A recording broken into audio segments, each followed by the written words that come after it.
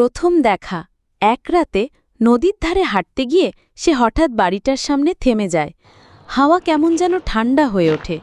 হঠাৎ একটা ছায়া ধোঁয়ার মতো সামনে এসে দাঁড়ায়। সে একজন ভূত, কিন্তু তার চোখে রাগ নয়, দুঃখ। সত্য উন্মোচন। অর্পিতা জানতে পারে ভূতটার নাম অরিন্দম। সে আসলে এই বাড়ির মালিক ছিল বহু বছর আগে। ভালোবাসার মানুষকে হারিয়ে সে অভিশপ্ত হয়ে এখানে বন্দী হয়ে আছে। অদ্ভুত বন্ধন। দিন যেতে থাকে। অর্পিতা আর অরিন্দমের মধ্যে এক অদ্ভুত বন্ধুত্ব জন্ম নেয়। মেয়েটা ভয় না পেয়ে বরং ভূতটার কষ্ট বোঝে। ধীরে ধীরে তাদের সম্পর্ক প্রেমের রং পায়, যদিও তারা আলাদা দুনিয়ার। বিদায় না মিলন? শেষে প্রশ্ন ওঠে, অরিন্দম কি অভিশাপ ভেঙে আবার মানুষ হবে, নাকি চিরকাল ছায়া হয়ে থাকবে?